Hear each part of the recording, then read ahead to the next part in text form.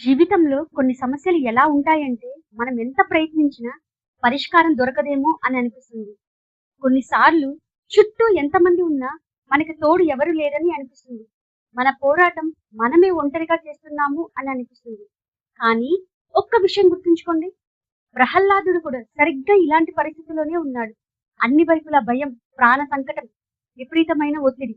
కానీ అతని నమ్మకం మాత్రం ఇసుమంతైనా తగ్గలేదు. అందుకే స్తంభాన్ని చీల్చుకుని మరి నరసింహస్వామి వచ్చి అతన్ని కాపాడారు. దీని అర్థం ఏంటో తెలుసా? మన జీవితంలో కూడా మనకు కనిపించని ఒక అద్భుత శక్తి ఉంటుంది. మనల్ని వెన్నంటి ఉండి నడిపించే ఒక ధైర్యం ఉంటుంది. ఈ నరసింహస్వామి జయంతి సాక్షిగా ఒక్కసారి మీకు మీరే ఇలా చెప్పుకోండి, నేను ఒంటరిని కాదు, నేను చాలా శక్తివంతురాలిని. నన్ను నడిపించే ఒక మహాశక్తి నా వెంటే ఉంది అని. మీ నమ్మకం పెరిగితే మీ భయం దానంతట అదే తగ్గుతుంది. ఈ వీడియోను మీ ఆత్మీయులతో షేర్ చేయండి. ఈ రోజు ఈ మాటలు వినాల్సిన అవసరం ఎవరికైనా ఉండొచ్చు.